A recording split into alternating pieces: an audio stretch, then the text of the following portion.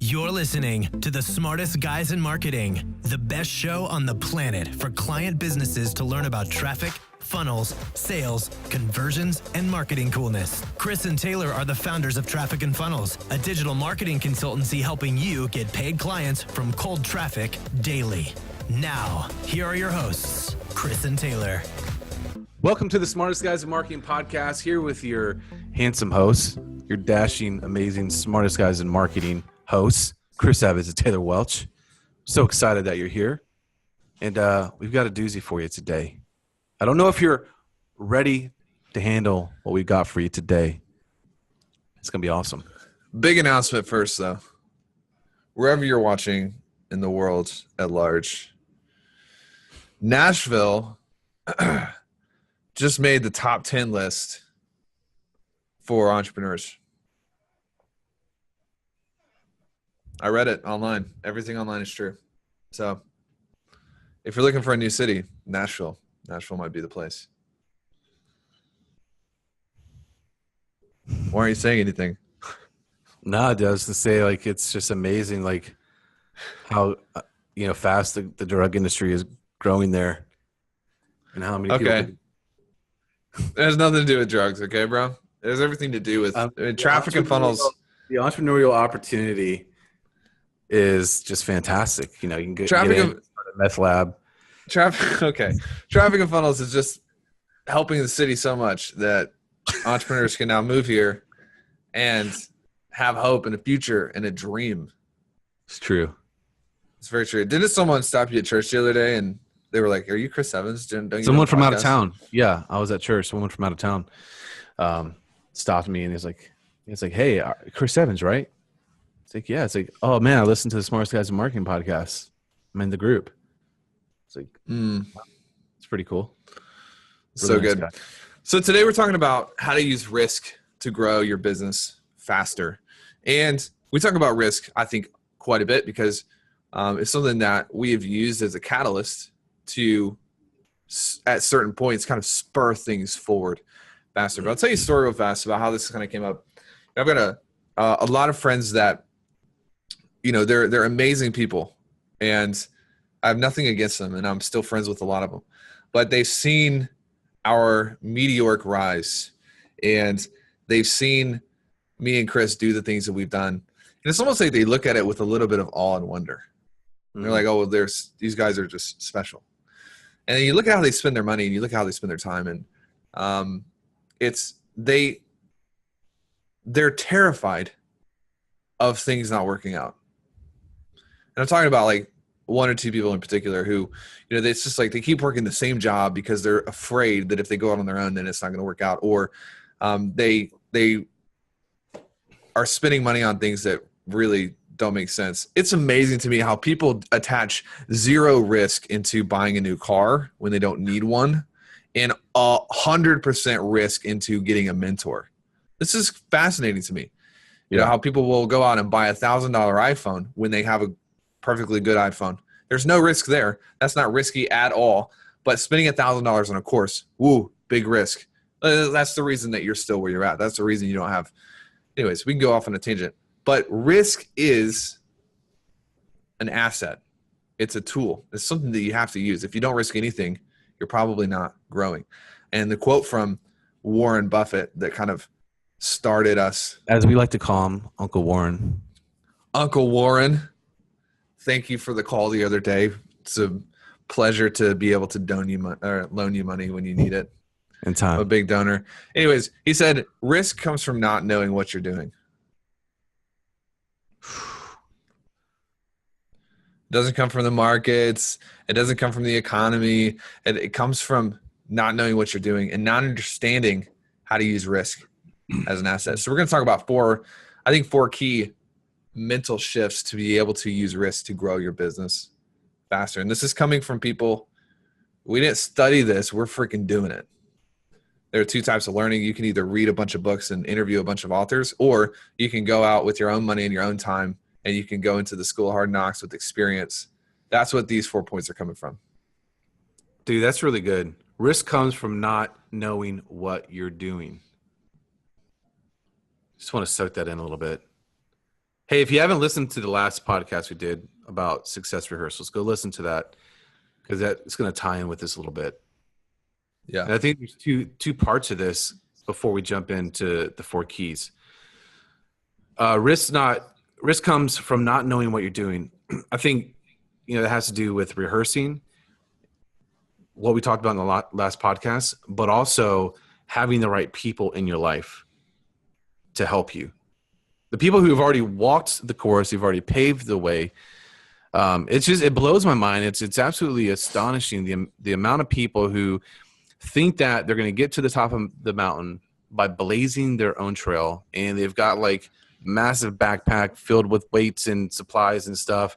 And it's like, dude, people have already like blazed a trail and they've already built steps and maybe even an escalator already. Like they can get you to that. It's going to make your journey to the top way easier. But you think in your mind that you're going to be heroic or you have just all the potential in the world to just do it yourself. You're going to go get a machete or whatever and just like cut down trees. Like, dude, that's the dumbest thing you could ever do.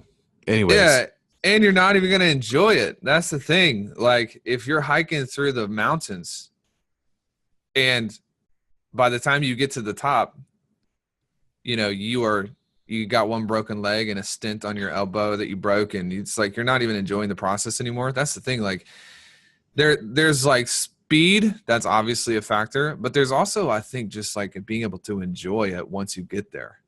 Yeah. And the chances of you making it by yourself, first of all, are slim to none. Second of all, once you do make it, the chances of you being happy and being able to take it all in, that's another thing, Yeah. Yeah. So number 1, can I say this? Key number 1 for using risk to grow your business faster. Chris Evans, you please. Treat risk like a tangible asset. Yes. Treat risk like a tangible asset. It is. Just like if you spend $1 million all at once, that'd be pretty like destabilizing. Yeah.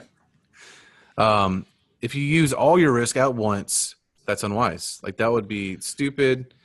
You'd get attacked by bears and wolves and you would die.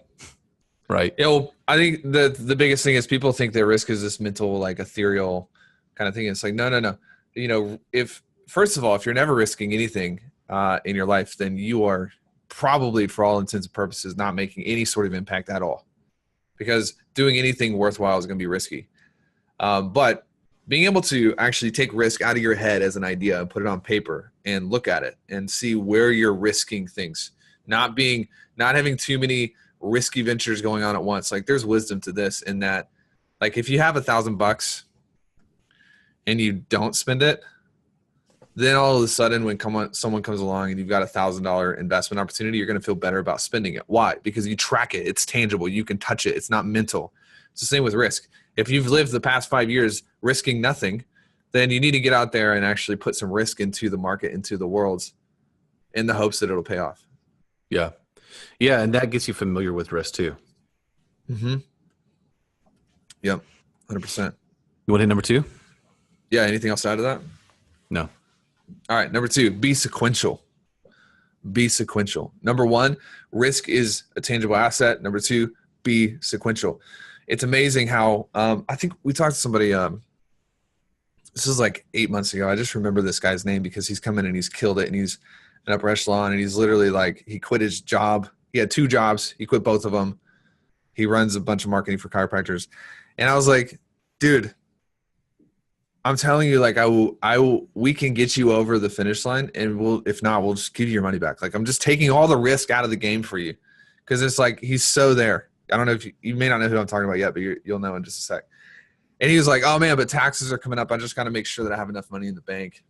I'm like, bro, it's freaking August. Your taxes aren't due until April. First of all, like, but let's think about this. Like, be sequential.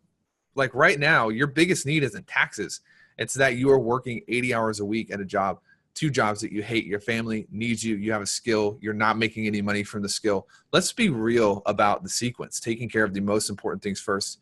A lot of people are like, well, I need to build this war chest, man. Man, I just need like $100,000. It's like, dude, you don't know how to build war chest. You don't know how to make money.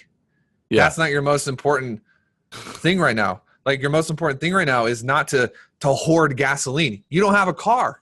What you got gasoline stacked up in your garage for? You don't even have a vehicle. Yep. It's the same thing.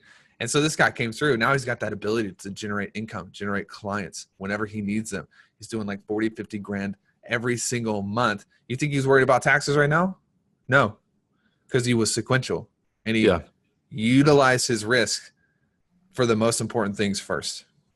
The thing about it too is it forces you into a place where you have to figure it out. You have to figure out how to build that vehicle. Yes. Like you've already invested in it, whether it's time, whether it's finances, whatever it might be. And that's really important. I think that anything else on this one? No, I just think that analogy was really good. People got like gasoline stacked up in their garage. They don't have a Jeep to drive with. That was really good, bro. It was really good. I'm in this mode of like, I want to get a Jeep. So I'm just thinking about gasoline again.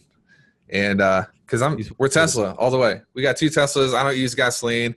I don't want to pollute my kids' worlds when they're here. Oh my God. So, all right. Number 3, get cozy with the unknown. Perhaps the biggest waste of attention from an incessant drive for security. As Tony Robbins said, human beings need one thing. You like stutter step in there, bro? It's like hold on. Chris just saw a bird. Squirrel. Human beings' number 1 need is certainty. And number 2, they need uncertainty. This is really important. This is super important. Oh, man, hold on. Let me just tell it. You need drive for security. As Tony Robbins said, you need Chris. I was hoping that you would lay up, dunk. All right, man. Well, I was just letting you do it. Yeah, dude. This is it. Get cozy with the unknown. It's when people's main drive is security. That can keep you busy for a little bit. But at some point, if your goal remains security, if that's the only goal, that's the biggest to me. Like you can tell the people who are capable of so much more, but they're sacrificing their potential when all they talk about is security. Because guess where things are secure? Man, in the middle of the village, surrounded by everyone else. But where things become insecure and there's not a bunch of security is when you're out in the woods and you are discovering new territory and you are pushing new things forward and you're launching brand new tech and you're putting out new software and you're, helping clients break through strategic boundaries. There's not a lot of, in my opinion, I don't get a buzz off of the security anymore. And we have all the security we need. We could not work for 2 years, be fine. Nothing would change. We have money in investments and leverage in different areas. But to me, like the buzz is getting into positions where we can make a real difference and we're comfortable with not knowing what that looks like. Yeah. Yeah. The thing about the number 2 thing, the uncertainty, is it requires you to grow. It's tension. And if you are just in the middle of the village, you're never going to acquire and build that awareness of what's going on. Right. Ooh, and good point. If something's coming and attacking, like you're unaware. And by the time they get to you, guess what? It's too late. But if you're on the outskirts of the village and you're like always looking, you're always aware, and you're always keeping your eyes open, then you're going to be at the top of the heap. You're going to survive. Great point. Awareness, presence of mind. You only develop those skills when you have to be aware. Yeah. Some of y'all live in. No, man. If you're on a roll, I want you to go. Go ahead. You go ahead. Nah, dude. I mean, some people are living like they're still in mama's belly, and they're not aware of anything, and it's robbing them of the ability to live the life that they want to live. Yeah, that's what I was gonna say. Now, what were you gonna say? Your turn. I was gonna say something funny in response to that, but then decided not to say that. But no, it's like you have to always be taking new land. Yeah. Always be taking new land. And so that might be expanding your offer, growing your team, because it requires you to solve problems. Yeah. Which is growth. 100%. Number 1, risk is a tangible asset. Number 2, be sequential. Number 3, get cozy with the unknown. Number 4, you want me to hit this one? Hit it. Understand the difference between short-term and long-term. Long-term will usually require you to say no to the short-term. Let's talk about risk from a financial perspective. You put money into, let's say, a real estate fund. You're saying no to the short-term. You're going to lose that liquidity. You're going to lose access to that money for a certain amount of time. But the long-term is going to produce, a 10%, 15%, whatever return. Same in business, like with us. We invest. I think this month we'll invest close to $100,000 in advertising. We're saying no to that, to the ability to pull that out and put it in our bank accounts, but it's going to provide growth and equity and longer term, assets next month and the month after that and the month after that. And so the mistake that most people make when it comes to risk is they are obsessed with today and obsessed with next week and obsessed with the next month. And you know what?